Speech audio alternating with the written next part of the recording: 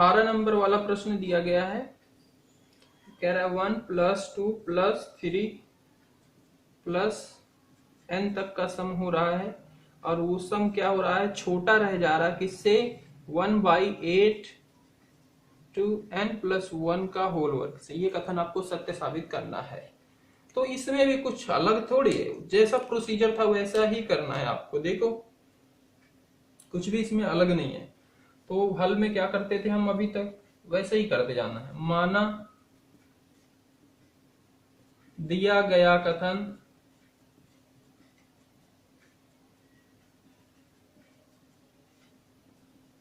Pn है 1 + 2 + 3 + n, और जो लिखा गया हम पूरा वैसे छाप देंगे। उसके बाद n बराबर 1 के लिए सत्य साबित करना होता था। n बराबर 1 के लिए n बराबर 1 रखोगे। अब यहाँ पे LHS RHS तो है, पर हमें क्या होगा, कंपेयर करना होता है ना, देखना होता है। या फिर आप इसका LHS ही ले लो, चलो ऐसे भी कर सकते हो, LHS ले लो।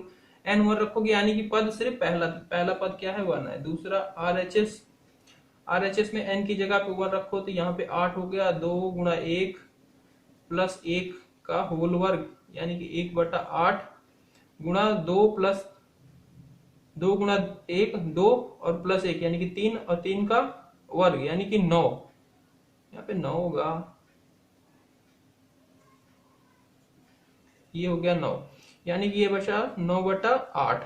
अब बताओ 9/8 और 1 में कौन सा छोटा या कौन सा बड़ा है, तो यहाँ पे LHS क्या हो गया, छोटा होगा RHS से, क्योंकि ये क्या होगा, 1 दशमलव कुछ आएगा और ये 1 ही है, तो अतः P1 सत्य है। ठीक है। अब क्या करना होता था, n हमें मानना होता था किसके लिए, धनात्मक पूर्णांक के लिए या फिर पूर्ण संख्या के लिए। माना के एक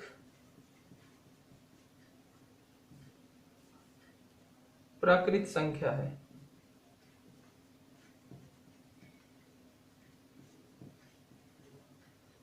तो p के भी सत्य होगा। ठीक है, तो सत्य है, क्योंकि क्यों क्यों के हमने प्राकृत संख्या क्यों माना और क्यों बोला सत्य है, क्योंकि 1 लिया था, 1 प्राकृत संख्या भी सत्य था, तो ये भी सत्य होगा। तो आपका p के क्या बन जाएगा, 1 + 2 + 3 + ... n की जगह पे k स्मॉलर देन 1/8 2k + 1 का होल वर्ग। बात क्लियर, बहुत एकदम सही से क्लियर। हाँ, अब क्या करना था, अब सिद्ध करना है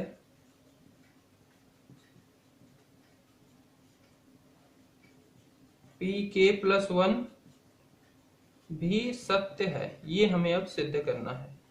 यहीं पे बात आती है, आप कैसे सिद्ध करोगे, तो मैं यहाँ पे एक बार लिख देता हूं, जो आपका pk + 1 बन रहा है कथन, ये हो जाएगा 1 + 2 + 3 + n + k। बात समझ रहे हो, यहाँ पे k और यहाँ पे k + 1। ठीक है, स्मॉलर देन 1/8, और इधर क्या हो जाएगा 2k + 1 + 1 का होल वर्ग। इसको मैं हल करके लिख सकता हूं 2k + 2 + 1, यानी कि 2k + 2 का 2k + 3 का होल वर्ग। बात क्लियर, बिल्कुल क्लियर। ये चीज आपको सिद्ध करनी है किससे, इसका LHS लेके। ठीक है, अच्छा अब यहाँ पे थोड़ा सा आप ध्यान देना। अभी तक हम क्या करते थे, LHS को लेते थे, इतने की जगह पे जो भी यहाँ पे RHS में इक्वल में होता था लिख देते थे, पर यहाँ पे इक्वल में नहीं बताया गया, स्मॉल सिंबल के रूप में बताए गए हैं। तो इसके लिए क्या करना होगा, हम इसका LHS लेंगे। ठीक है, LHS में देखेंगे क्या हो रहा है। LHS में k + 1 किया जा रहा है, यानी कि यहां तक तो LHS सेम ही है, पर इसी में क्या कर दिया जा रहा है, k + 1 जोड़ दिया जा रहा है, यानी कि इधर जोड़ा जाएगा तो उधर भी जोड़ना पड़ेगा, यही हम करेंगे बस। ठीक है, तो इसके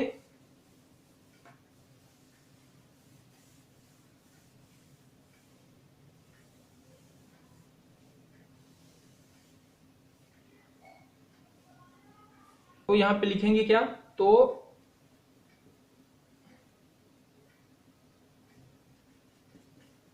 पी के में k प्लस 1 जोड़ने पर या दोनों तरफ जोड़ने पर, ठीक है, दोनों तरफ जोड़ने पर, क्योंकि हम यही करने वाले हैं इस चीज को सिद्ध करने के लिए। पी के में यानी इसमें पी के प्लस 1 दोनों तरफ जोड़ने पर,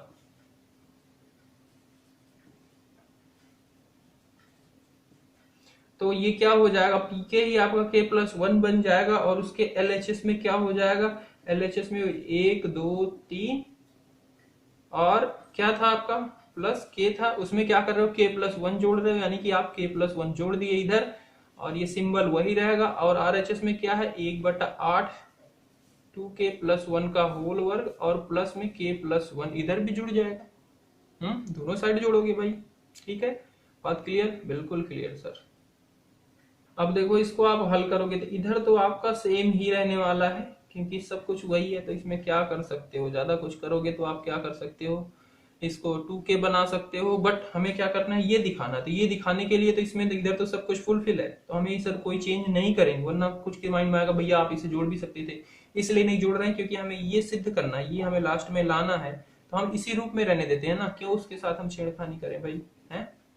और पर इधर वाला हमारा इसी रूप में नहीं है, इसको लाने के लिए हम छेड़खानी इसमें करेंगे, ठीक है, बात क्लियर है। इसके लिए इसको हम तोड़ेंगे और इसको तोड़ेंगे या फिर आप कह सकते हो सिंप्लीफाई करेंगे, तो 8 तो इसमें गुणा है, इसके हर में है पर इसके हर में नहीं है, तो इसके हर में लाने के लिए क्या करेंगे, 8 इसके अंश और हर दोनों में गुणा कर देंगे, तो ये 2k प्लस 1,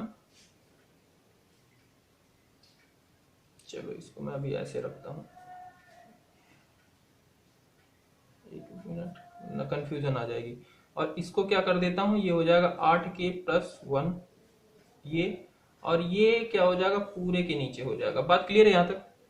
ये 8 क्या था, इसी के सिर्फ डिनोमिनेटर में था, हर में था, अब क्या करना था, उसमें भी करना था, तो 8 से उसमें भी गुणा करना पड़ता है ना, तो ये हो जाएगा, यहाँ तक बात क्लियर है, बिल्कुल क्लियर है, ठीक है। अब इसको मैं सिंप्लीफाई करूंगा, इधर वाला सेम ही रहने वाला है इसलिए मैं बार बार नहीं लिख रहा, और ये क्या है, इसका वर्ग है यानी कि 2k का वर्ग, यानी कि क्या हो जाएगा 4k प्लस 1 और 2 2 जा 4k, और इधर क्या हो जाएगा 8k प्लस 1 और नीचे 8 हो जाएगा, फिर इधर इधर सेम ही रहेगा, पूरा का पूरा वैसे उतार देना है। इसको आप देखोगे तो ये हो जाएगा 4k का वर्ग और ये 4k और 8k यानी कि 12k, 1 और 1 2। अब इसका आप गुणनखंड कर लोगे तो ये किसका खंड है, गुणनखंड है, ये आपके इसी का गुणनखंड है, नहीं तो करके देख लो, नीचे में मिटाऊं एक लाइन, तो इसे आप फिर से इधर सेम रहेगा और इसे आप क्या लिख सकते हो, 8 तो है ही नीचे और ब्रैकेट के अंदर इसे 2k प्लस 3 का होल वर्ग लिख सकते हो, सॉरी यहाँ पे 8 है, वही मैं सोचू 9 होगा ना, यहाँ पे 8 है, 8 और 1 ये करके मिला के हो जाएगा 9, तो इसको आप ये चीज लिख सकते हो, इसी का गुणनखंड था ये, और यही आपका यहाँ पे भी था, तो इस तरीके से आपने देखा कि जो आप चाह रहे थे वो सिद्ध हो गया ये पूरा का पूरा क्या है, छोटा है इससे। अब क्या करोगे, बस वही चीज लास्ट में फिर लिखनी है, इस प्रकार पीके सत्य है जब पीके प्लस 1 सत्य, जब पीके सत्य है, गणितीय आगमन सिद्धांत सभी प्राकृतिक संख्याओं के लिए दिया गया कथन सत्य। इस तरीके से है ये प्रश्न को करना क्या है, ये है n प्लस 1 n प्लस 5, कह रहा है कि संख्या है, संख्या जो है 3 का एक गुणज है, गुणज का मतलब समझते हो ना, मतलब इसमें 3 का गुणा हुआ है, मतलब ये 3 के पहाड़े में आता है, ऐसा कह सकते हो, ठीक है, संख्या लिखा ये, तो इसको आपको सत्य साबित करना है इस कथन को, किसके लिए, n के लिए, n क्या है, प्राकृतिक संख्या के लिए, सेम प्रश्न है वही, तो आप क्या करोगे, तो ज्यादा कुछ क्या करना है, जैसे करते आए वही करना है, बस आपका जहां पे थोड़ा सा इसमें चेंज है, थोड़ा सा बिल्कुल तुच्छ सा, देख इसमें बच्चे अधिकतर कंफ्यूज हो जाते हैं, ये क्या आ गया, अभी तक तो ऐसे चल रहा था मजेदार, अब क्या आ गया ये, तो इसमें कुछ भी ज्यादा नहीं है, जैसे आप करते आ रहे थे वैसे ही करोगे। माना दिया गया कथन Pn है, अर्थात Pn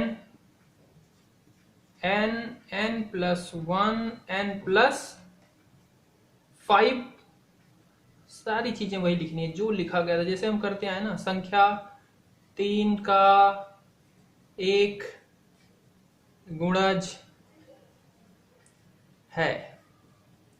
उसके बाद क्या करना होता था, n बराबर 1 के लिए इसमें क्या करते थे, n की जगह पे 1 रखते थे, ठीक है। अब n की जगह पे आप इसमें जब 1 रखोगे तो इसमें LHS और RHS नहीं है, ठीक है।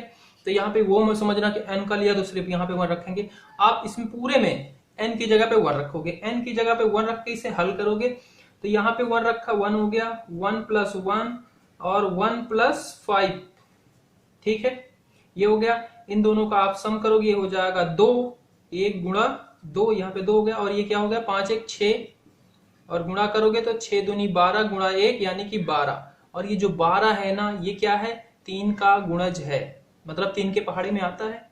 तो यहां से क्या हुआ कि आप n बराबर 1 के लिए ये क्या हो गया, कथन सत्य साबित हो गया। अतः P1 सत्य है, ठीक है। हमने n की जगह 1 रख के देखा, सत्य है। अब क्या करना होता था, k के लिए हमें मान लेना होता था, ठीक है। तो 1 के लिए सत्य है तो वही चीज लिखेंगे,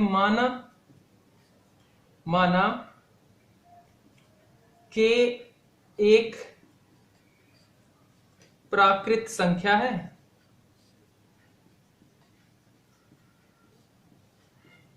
तो pk भी सत्य है। समझ रहे हो ना, पीके क्यों हुआ, क्योंकि n 1 था, 1 भी प्राकृतिक संख्या था, उसके लिए जब एक कथन सत्य था तो k के लिए भी होगा। तो यहाँ पे हम 1 n की जगह पे क्या रख देंगे, k रख देंगे, k+1 k+5, ठीक है। और हम इस पूरे को क्या करते हैं, k+5 संख्या क्या होगा, संख्या 3 का गुणज है, गुणज है। तो हम इसे थोड़ा सा छोटा कर लेते हैं, मतलब इसको इसके बराबर लिख लेते हैं, मान लेते हैं 3m, तो हमें दिखेगा कि हाँ पूरा 3 का गुणज है, क्योंकि ऐसे दिख नहीं रहा है ना, यहाँ पे तो हमने रखने के बाद आया संख्या तो हमें दिख गई, तो हम यहाँ पे पूरे को इसको 3m के बराबर मान लेते हैं, इस इतने को, ठीक है। फिर से लिख देना यहाँ पे, जैसे 3 का गुणज है, इसका मतलब करके k+1 k+5 बराबर 3m, ये हमने मान लिया, ठीक है। अब क्या करना था, अब सिद्ध करना है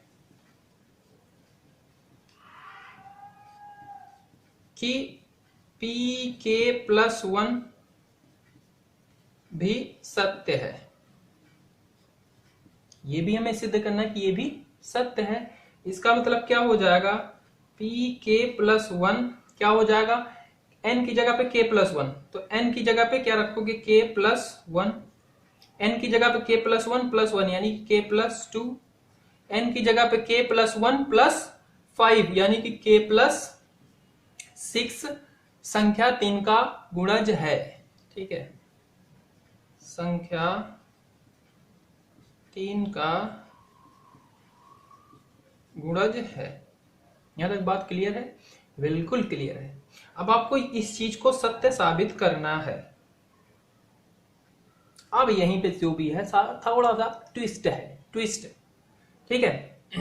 क्या ट्विस्ट है, हम इस पूरे को लेंगे, ठीक है, इसको लेंगे और इसे हम हल करेंगे और लास्ट में हम ऐसा दिखा देंगे कि जो भी रिजल्ट आया है वो क्या है, 3 का गुणज है। देखो कैसे, अब इसको हम k+1 k+2 k+3 लेंगे, ले लिया हमने, और इसको हम हल करेंगे। देखो ऊपर मिटा के मैं लिखता हूं,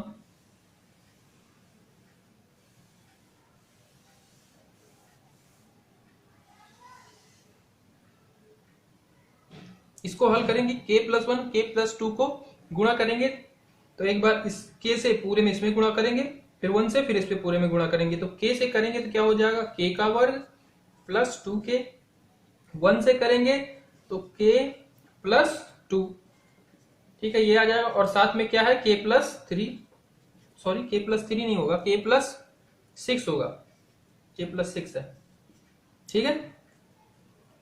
इसको हम एक बार लिख लेते हैं, ये हो जाएगा k स्क्वायर, ये हो जाएगा 3k प्लस 2, और इसको गुणा करना है इससे, यानी कि इसमें एक बार हम क्या करेंगे, k से गुणा करेंगे, एक बार 6 से करेंगे। तो k से करेंगे तो ये हो जाएगा k का cube 3k square plus 2k, और फिर 6 से करेंगे यानी कि 6k स्क्वायर 6 त्रिक 18k प्लस 6 दूनी 12k। इसको हम सिंप्लीफाई करेंगे, ये हो जाएगा k का क्यूब, ये है 6 और 3 और 6 यानी कि 9 k का स्क्वायर, और 2 यहां पे है और 18 यहां पे, यानी कि 20 k और साथ में 12। यहां तक बात क्लियर है, बिल्कुल क्लियर है, ठीक है। अच्छा, यहाँ पे थोड़ा सा आप इस चीज को हल करके लिख लें, जो हमने माना था pk ना, इस चीज को आप हल करके लिख लेना। क्या लिख लेते हैं हम इसे हम लिख लेते हैं, ये अगर हम हल कर ले तो ये क्या बन जाएगा, ये हो जाएगा k का स्क्वायर प्लस k, और उसके बाद फिर k से करेंगे तो ये हो जाएगा k का क्यूब प्लस k का स्क्वायर, और फिर 5 से करेंगे तो 5k स्क्वायर प्लस 5k, यानी कि k cube plus 6k square plus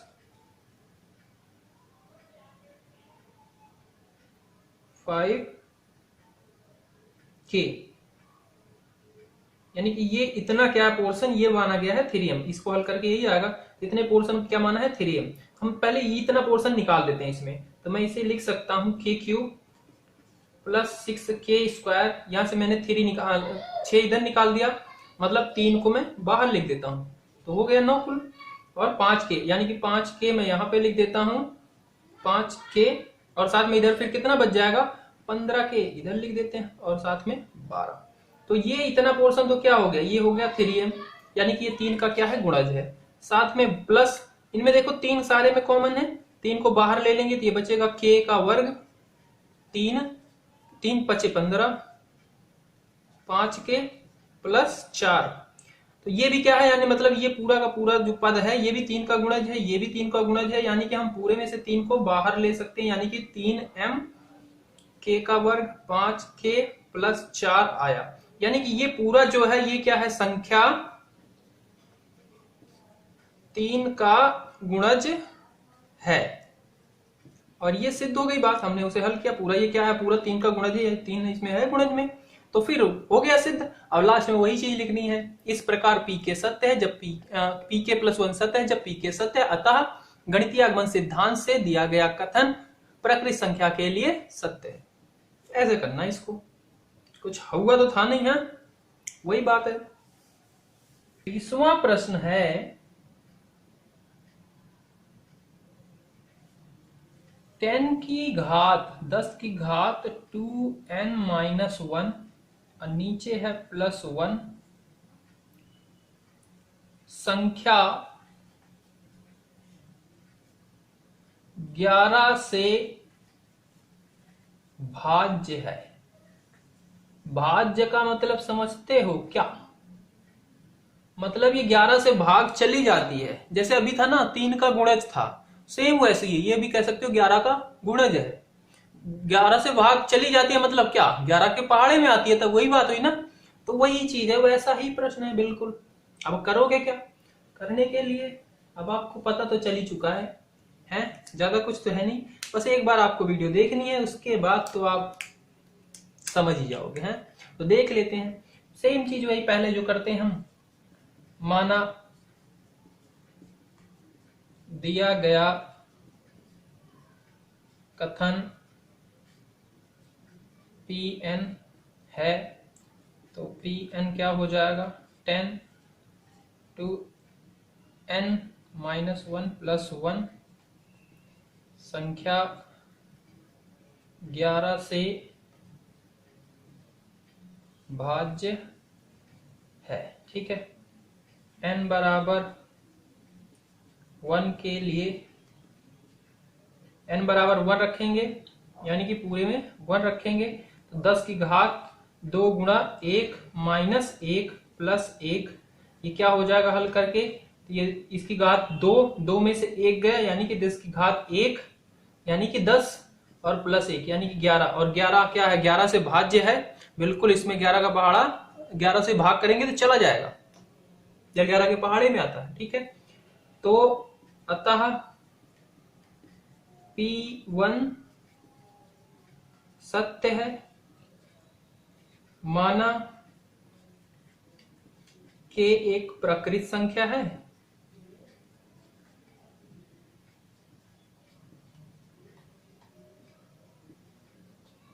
तो Pk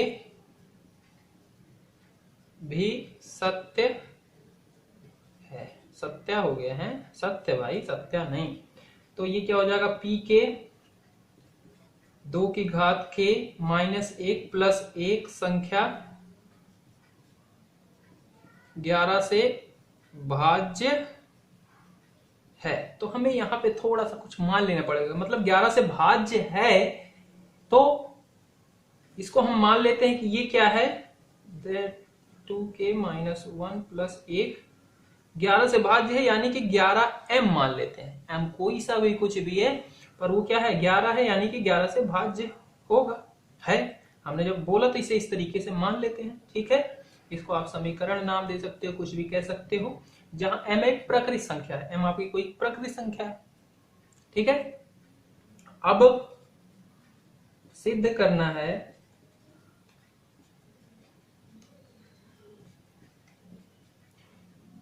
कि Pk प्लस 1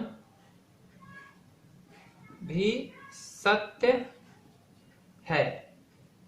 तो Pk प्लस 1 क्या हो जाएगा, 10 k की जगह पे आप n की जगह पे k प्लस 1 रखोगे, यानी कि 2k प्लस 1 और माइनस 1, और इसको जब हल करोगे हो जाएगा 2k प्लस 2 माइनस 1, यानी कि 2k प्लस 1। तो मैं पूरे को इस तरह पढ़ा ना लिख के इसको सिंपल लिख लेता हूं, 2k प्लस 1। बात क्लियर है ना, बिल्कुल, 2k प्लस 1, ठीक है, और प्लस 1, ठीक है, और ये लिख देते हैं संख्या 11 से भाज्य है।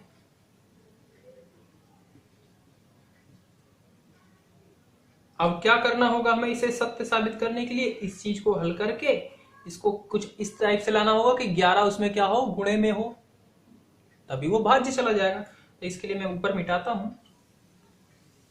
अब इसका ये पोर्शन हम लिखते हैं यहाँ पे और इसे हल करते हैं। देखो ये 2k प्लस 1 ये है जो कि 11 से भाज्य में, इसको सत्य साबित करना है, 11 से भाज्य है। इसके लिए हम क्या कर सकते हैं, हमें ये pk वाला समीकरण जो हमने माना था, यहाँ पे मिट गया थोड़ा सा, ये 11m, इसको ध्यान में रखना, इसी के जरिए होगा। तो ये क्या था, 10 की घात 2k माइनस 1, ठीक है। तो इसको इस रूप में हम लाएंगे, कैसे लाएंगे, हम इसे लिख सकते हैं क्या, यहाँ पे है 2k, ये हम लिख सकते हैं इसको माइनस 1 प्लस 2। अगर मैं इसे हल करूंगा तो यही आएगा, 2k प्लस 1, बिल्कुल यही आएगा, और साथ में 1 लिख सकते हैं। अच्छा जी, और फिर हम इसे लिख सकते हैं कि 10 की घात 2 और 10 की घात 2k माइनस 1। ये चीज नहीं याद आ रही है तो मैं याद दिला दूं, 9th में आपने पढ़ा था घातांक नियम, जिसमें क्या होता है, अगर आधार क्या हो, दो आधार बराबर हों और घातें अलग अलग हों तो उनका गुणा होके क्या हो जाता है, उनकी घातें जुड़ जाती हैं और आधार वही रहता है। ये नियम था, ठीक है। तो हमने क्या किया, इसे इस रूप में ब्रेक कर दिया, मतलब ये क्या था, जुड़ा हुआ था, यानी कि ये क्या रहा होगा, 10 की घात ये और गुणा में 10 की घात ये, तो हमने वही अलग अलग लिख दिया। कोई दिक्कत नहीं, बिल्कुल कोई दिक्कत नहीं होनी चाहिए, ठीक है। अब यहां से आप ध्यान से देखो, इस पोर्शन को आपने कहीं पे देखा है, बिल्कुल देखा है, ये मिट जा रहा है, 2k माइनस 1 प्लस 1 बराबर 11m। तो यहाँ पे 2k-1 ही है, तो इसकी जगह पे आप क्या लिख सकते हो, 2k-1। इसकी जगह पे लिख सकते हो आप 1 को उधर भेज दो, 11m-1 लिख सकते हो। 10 के क्या हो जाएगा, 1 को उधर भेजोगे तो ये हो जाएगा 11m-1। इतने की जगह पे आप क्या लिख सकते हो, 2 की घात 2 11m-1 और प्लस में 1। ये बात समझ में आएगी नहीं, नहीं आई, देखो यहां से ये यहाँ क्या था आपका समीकरण, 10 की घात 2 के -1 प्लस 1, ठीक है। और इतने की जगह इतना आपको निकालना है तो इसको उधर भेज दिया तो 11m-1 हो गया, और इतने की जगह आपने लिख दिया। बात क्लियर हो गई, इसका यूज यही था, तो इसलिए मैंने रखा था यहाँ पर इधर। हाँ, इसको मिटा देते हैं अभी। अब आप इसे हल करोगे तो ये 10 की घात 2 यानी कि 100, ये क्या है 11m-1 और प्लस 1। इसको सिंप्लीफाई करते जाते हैं तो ये हो जाएगा 1100m -100 और प्लस 1 यानी कि 1100m -99। यानी कि इसमें से मैं 11 बाहर ले लूं तो ये क्या हो जाएगा 100m -9, और जो कि 11 से क्या है भाज्य है। अब ये पूरी संख्या क्या होगी, 11 से भाज्य होगी। जो यहां पे लिख देंगे, जो संख्या 11 से भाज्य है, और यही हमें सिद्ध करना था, हमारा सिद्ध हो गया ना। अब लास्ट में क्या लिखेंगे, वही चीज। इस प्रकार pk+1 सत्य है जब pk सत्य है, अतः गणितीय आगमन सिद्धांत से प्रकृत संख्याओं n के लिए दिया गया कथन Pn सत्य है।